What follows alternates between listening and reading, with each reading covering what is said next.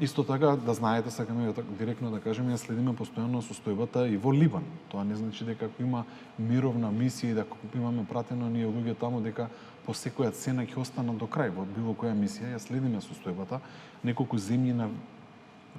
побараа повлекување на своите војници. Токму тоа сакав да ве прашам, каква е сега состојбата со нашите во Либан, во мировната мисија и колка е бројот ако не е класифицирана тајна? Моментално се двајца, што е наша мала мисија, но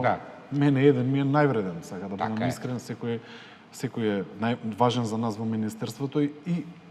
еве јас директно имав и сабајле состанок со разузнавањето, со службата, разговарав исто така со други единици за состојбата, за начинот дали треба да испратим, исто тоа го прави началникот, го прават и единиците во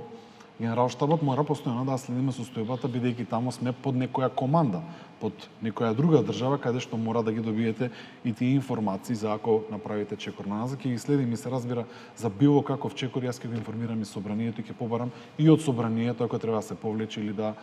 или на повисоко ниво да се донесе одлука дека треба да се вратат зависно од ситуацијата, да знаете дека тоа ќе го направиме ако го треба.